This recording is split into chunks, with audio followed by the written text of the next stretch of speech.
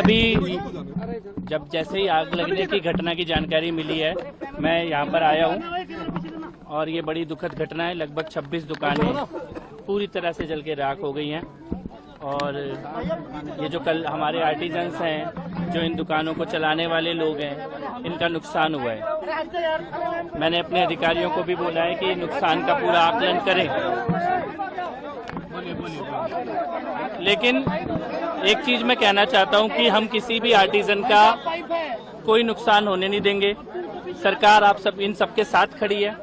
ये जो आग लगी है, बहुत धन्यवाद उसके लिए। एक सेकंड, जो आग लगी है वो क्यों लगी वो भी जांच करेंगे।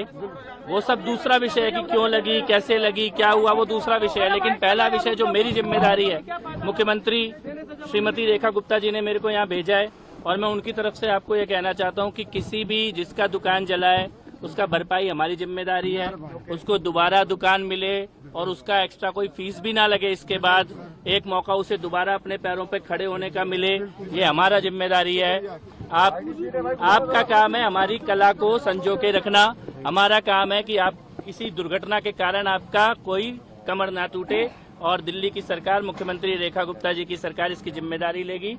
आप बिल्कुल निश्चिंत होके जाइएगा। बहुत बहुत धन्यवाद। बहुत चिंता करने की बहुत आभारी रहेंगे हम आपका। कपिल मिश्रा जी जिंदाबाद, कपिल मिश्रा जी जिंदाबाद।